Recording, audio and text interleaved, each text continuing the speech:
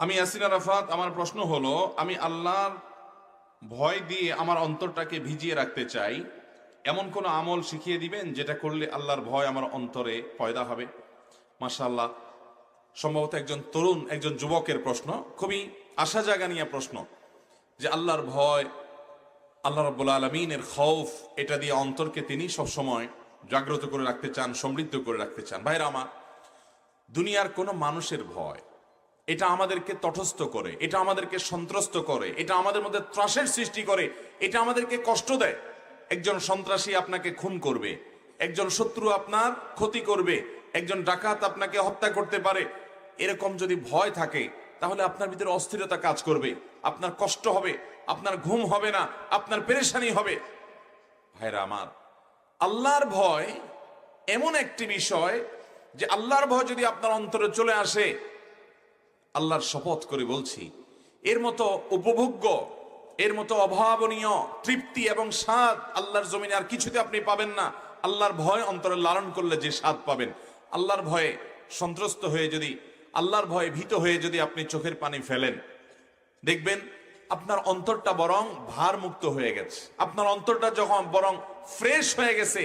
আর যদি আল্লাহর ভয় ছাড়া অন্য কোনো মানুষের ভয় আপনার চোখের পানি আসে, আপনি আরো অস্থির হবেন, আরো পেরেশান হবেন, আরো ডিপ্রেসড হবেন।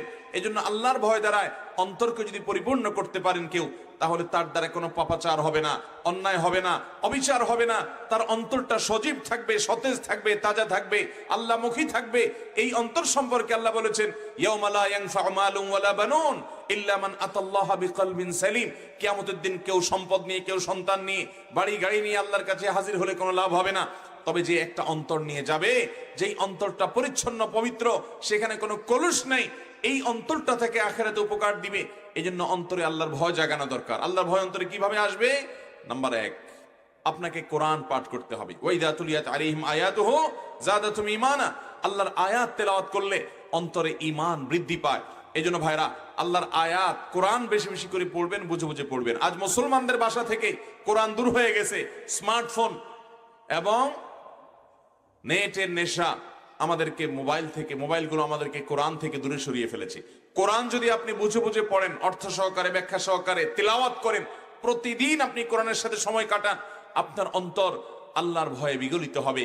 আলাম ইয়ানি লিল্লাযীনা আমানু আন তাখশা কুলুবুহুম লিযিকরিল্লাহ ওয়া মা নাযালা মিনাল হক। আল্লাহর পক্ষ থেকে যে হক এবং সত্য এসেছে, সেটার কারণে আল্লাহর ভয়ে অন্তরটা বিগলিত হওয়ার সময় কি এখনো আসে নাই ভাই? এই মোবাইল আর কতকাল ফেসবুক, ইউটিউব, টিকটক এবং এই সমস্ত জিনিসের মধ্যে আপনি বুঁদ হয়ে থাকবেন? ভাইরা আমার, জীবন গলে যাচ্ছে বরফের মতো করে, কতকাল হারিয়ে থাকবেন এগুলোর মধ্যে? আসুন আল্লাহর ভয়ে ভীত করে নিজেকে, আল্লাহর ভয়ে নিজেকে, অন্তরকে বিগলিত করি। সেজন্য কোরআন বুঝে বুঝে পড়বো তো ইনশাআল্লাহ। কোরআন বুঝে বুঝে পড়বেন। কোরআন পড়লে আল্লাহর ভয় অন্তরে জাগ্রত হবে। দ্বিতীয়ত, আল্লাহর নেককার এবং আল্লাহ ভীরু মানুষগুলোর সান্নিধ্যে থাকবেন। পৃথিবীর সব জায়গাতেই কম বেশি পাবেন। আপনি আপনার গ্রামে খোঁজ করেন, কিছু ভালো মানুষ পাবেন, তাহাজ্জুদের নামাজ পড়ে, কারোর কোনো ক্ষতি করে না, পারলে মানুষ উপকার করে, কোনো পাপাচার করে না, কোনো গুনাহ করে না, কোনো গালমন্দ করে না, এবং নিজে ভালো থাকার চেষ্টা করে। এরকম ভালো মানুষগুলোর সাথে মিশবেন, বন্ধুতা করবেন, তাদের সান্নিধ্যে বসবেন। আল্লাহ বলেছেন, ইয়া আইয়ুহাল্লাযীনা আমানুত্তাকুল্লাহ, ঈমানদাররা মুত্তাকি হও। কিভাবে হবে? ওয়াকুনু মা'আস সাদিকিন, সৎকর্মশীল মানুষদের সাথে থাকো। এজন্য আপনি যখন নেককার মানুষদের সাথে থাকবেন, আল্লাহ ভীরু মানুষদের সাথে থাকবেন, আপনার অন্তরে আল্লাহর ভয় পয়দা হবে। তৃতীয়ত, আপনি যখন এমন কোন বিষয়ের নেশা ছেড়ে দিবেন, যে বিষয়টি আপনাকে আল্লাহ থেকে দূরে সরায়। আমি প্রায়শই বলার চেষ্টা করি, স্মার্টফোন, যে কোনো অ্যান্ড্রয়েড হোক, আইফোন হোক, এই সমস্ত স্মার্টফোন, ট্যাব, কম্পিউটার ইত্যাদি, এগুলো, ফেসবুক, ইউটিউব ইত্যাদি, এগুলোর নেশা বেশিরভাগ মানুষকে আজ আল্লাহ থেকে দূরে সরিয়ে দিচ্ছে। এগুলোর ব্যবহার অনেকে ইসলামের নামে করছেন, কিন্তু সেগুলো এমন ভাবে অনিয়ন্ত্রিত ভাবে ব্যবহার করছেন যে আমাদের নামাজে মনোযোগ নাই কেন? Mobile phone. আমাদের কোনো কথা মনে থাকে না কেন? Mobile phone. আমরা ইবাদতে স্বাদ পাই না কেন? স্বাদ না পাওয়ার কারণ মোবাইল ফোনের এডিকশন। এই আসক্তি আমাদের শেষ করে দিচ্ছে। এটাকে নিয়ন্ত্রণ করতে হবে, লিমিটেড সময় ব্যবহার করতে হবে। কল আসলে ধরবেন, কল করা লাগলে করবেন। এছাড়া ফেসবুক ইত্যাদি টিপাটিপির জন্য নির্দিষ্ট সময় রাখবেন, এই সময়ের বাইরে আমি টিপাটিপি করব না। এরকম যদি আপনি নিজেকে নিয়ন্ত্রণ করতে পারেন, আল্লাহর ভয় দ্বারা আপনার অন্তরকে আপনি সমৃদ্ধ করতে পারবেন, বিগলিত করতে পারবেন।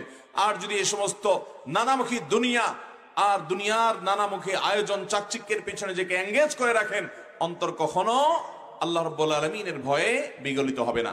অতএব মোবাইল ফোনের আসক্তি থেকে বাঁচার জন্য সংগ্রাম করবো তো ইনশাআল্লাহ। এর জন্য সংগ্রাম করতে হবে রীতিমতো, নিজের বিরুদ্ধে নিজে অপারেশন করার ডিসিশন নিতে হবে যে আমি আমার চরিত্রকে বাঁচাবার জন্য, আল্লাহ ভীরুতা তাকওয়া ঢুকানোর জন্য আমি মোবাইল ফোনের আসক্তি থেকে বাঁচার জন্য প্রতিজ্ঞা করব।